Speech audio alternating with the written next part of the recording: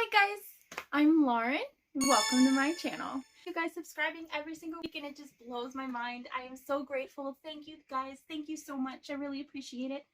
I'm even finding you guys now on Instagram, which just, oh my gosh, it's so wonderful to be able to connect with you guys over there. So last episode, we totally went and propagated some peperomia in my first ever episode of a series called What's Propping. I'm pretty stoked about it in case you can't tell. So that'll be linked above for you guys and down below, so that way you guys can go and check it out if you're into peperomia. If you're subscribed here, you probably are, because I have a boatload of peperomia videos. But today we're going to change it up a little bit. We are going back down to my roots. Literally, we are going back into ferns. We're going to take a deep dive into fern problems. A maidenhair fern, one of my first ferns ever. I kind of abused it a little bit and didn't take care of it the way I should, and it has gotten crispy. I figured some of you guys might have some crispy ferns at home and might want to know how to fix that sort of problem, or maybe you'll bring one home and it just seems to get more and more crispy the more you let it sit there, and you keep dumping water on it and you're wondering why the heck it's getting crispy. Or you're taking out your little mister and you're spritzing it like this, because that's what What all the websites tell you to do. Just missed it, right? Yeah. We're going to throw the mister away. That doesn't do diddly squat, okay? Don't even get me started on that, but we're not doing it. All right, I'm going to go through a couple of different things for you that are actually going to make your fern grow and be happy and show what it actually needs. I have some other ferns that are in my little recovery area that'll kind of take you through what I've done to get them where they're at and when to be concerned, when to not be concerned. Definitely come along on this journey because it's going to be interesting. It'll definitely help you guys out, I think. And if it doesn't and you have more questions, drop them down below in the comments, because I want to be able to help you guys with whatever you need help with. With that being said, let's get into it. Also, I like this mister. I'm keeping it. I don't mist anything but sphagnum moss with it. You know you have one at home too, okay? Alright, seriously, back to the ferns. Alright guys, so here's our extra crispy maidenhair fern. It wasn't a hanging planter. I put it under here so it could get some indirect bright light.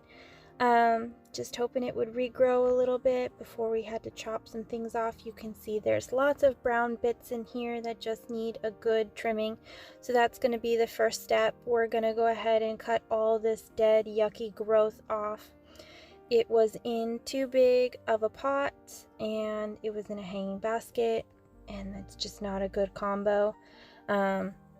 Basically there's just a lot of rot, and it was either too dry or too wet. It was not evenly moist like ferns like it, so this was just doomed. But you can see in here there's so much beautiful new growth, and we're gonna cut down all this dead stuff and make some room and some light in here for this new growth. We are also going to be repotting it because it's in way too big of a pot. So let me show you the pot I have in mind. This one right here, it's a little bit smaller, maybe about 2 sizes down. I don't know if it'll fit or not, but hopefully the root system will work in here, and we'll just get that situated. Alrighty, so I like to use my thin needle pointed scissors, and I am cutting at the base, as close to the base as I possibly can. I do not want to damage any of this new growth though. It needs to be able to photosynthesize. So we're going to cut out all of this yuck. It's very tedious, so I'll speed it up, but you get the basic gist. And here is what the dead fronds look like. They're actually really pretty.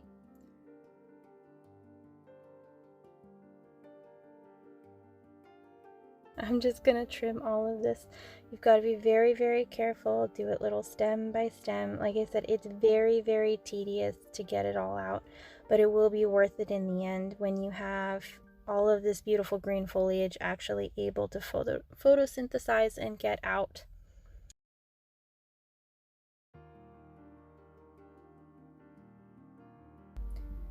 And there we go. Ta-da! Beautiful. Much happier, much better. I got rid of all the brown and I left all of the green so that it can photosynthesize properly.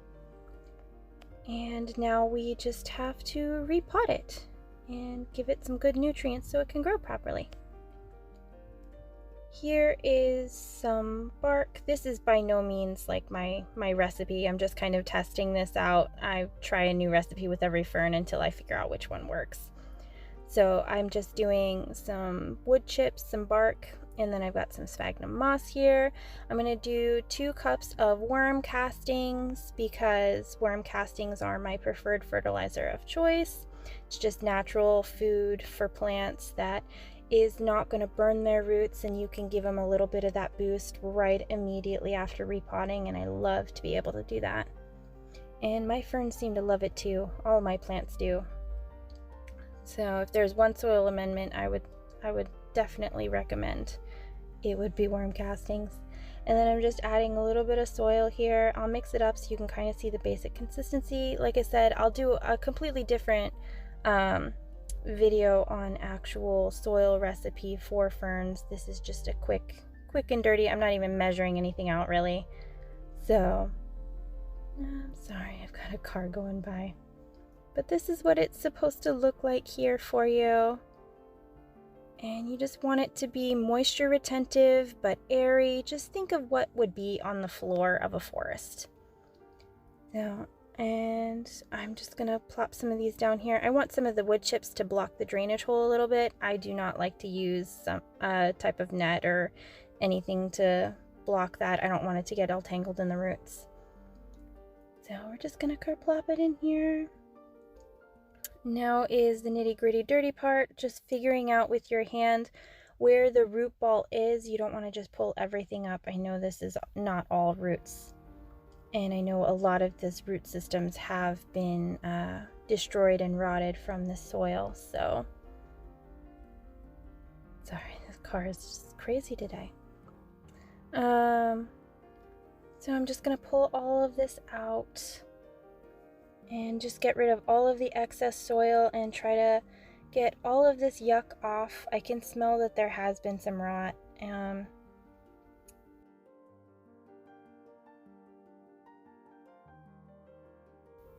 Alright, now that I finally got most of that off, this is way smaller than I thought it would be. There is not much left of this root system, so we're just going to take this root ball here. And, oh my gosh, it's like a little baby kokedama. It's so tiny. Look how cute the little fronds are. They're so cute. Okay, I'm sorry. I'm having a moment. Alright, here we go. This pot is actually going to be too big, so let me get another pot. Alright, this is the only other one that'll work. I'm going to use this one without a drainage hole. And I'm going to, you can see that there's no drainage hole in there, but I'm going to use it as a cash bow. This is what I'm actually going to be planting it in. You can see that there is like a divot here so that it can sit in water and get all the humidity to the roots to promote root growth and do a semi-hydroponic system basically. And that'll keep the root ball nice and happy without sitting in a puddle and rotting. So let me just transfer this over. Look at all that goodness in there. Oh my goodness. Yay! I love it. Alright, see, this is going to fit much better for you. And we don't want to put anything on top of the root ball and damage all of that new growth there. So I'm just plopping it around the root ball, and then I'm going to give it a good watering in just a minute. There we go. Look at all of that. It's so happy. I am going to water this with my mosquito bits because I did notice some fungus gnats, and just give it a good watering in general. And all of this new growth should unfurl and be so much happier now that it can actually get some sunlight.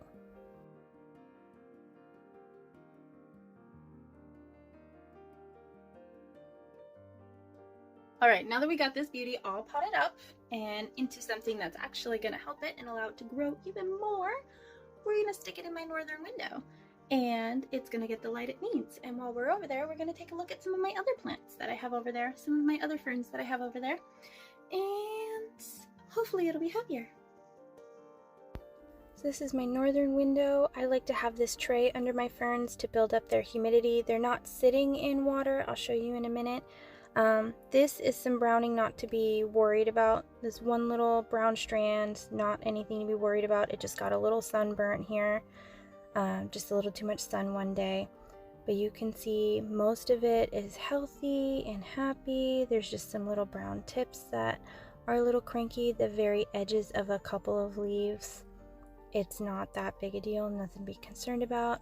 We've got all this beautiful, lush new growth coming in, so it can stay here just fine. If there's more sun and it's continuously bright here and it gets more burnt, then yes, I would move it a little bit.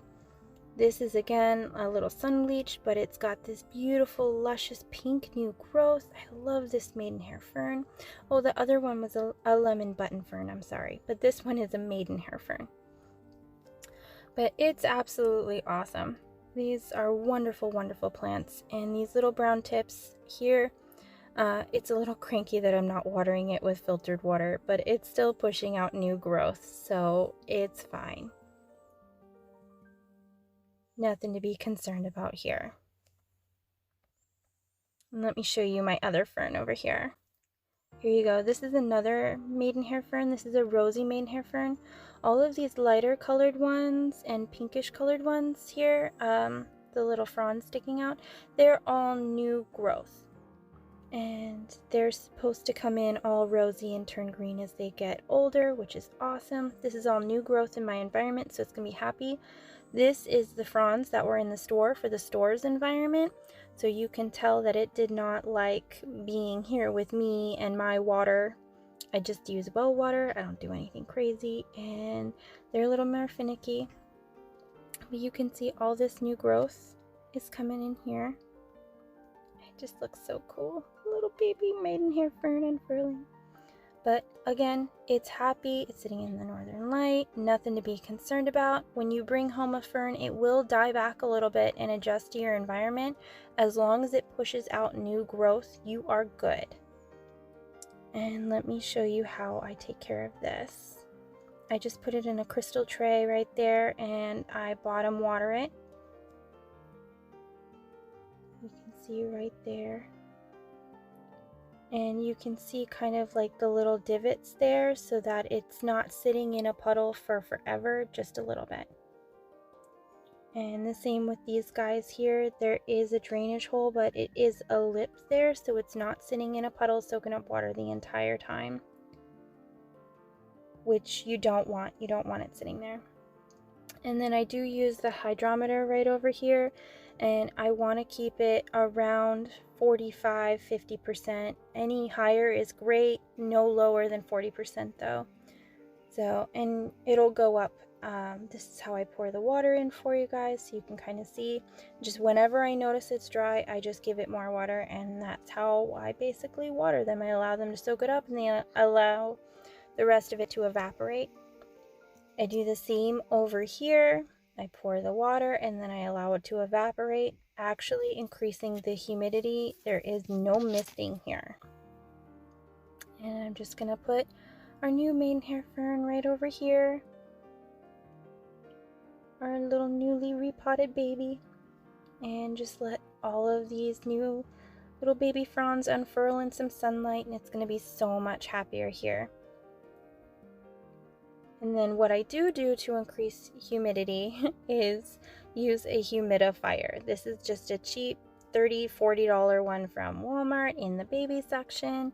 I change the filter regularly. I refill it when it's empty. Occasionally a fungus gnat will get in there, but not very often.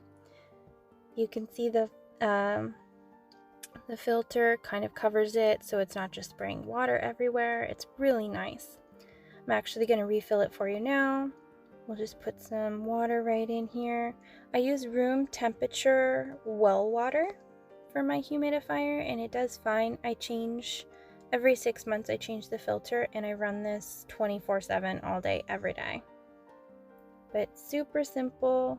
Just kerplop it right there. This is what you do to raise your humidity, not just sprinkle some water on top of your plants, guys. Alright, and down here is my little update on my blue star fern. We're down in my bathroom now. It's the most humid room in the house, and it gets this direct sunlight right here. It's more than doubled in foliage since the last video. I'm very, very excited, very pleased with its progress. And I did the same thing. I chopped off all the damage and just let it grow. I'm gonna put it back now. Here we go. Alright guys, I gotta go find some sphagnum moss mist, so give this video a like, comment, find me on Instagram, and thank you guys so much for watching. Hopefully you guys learned something. I really, really appreciate your time today. I will see you in the next one. Bye!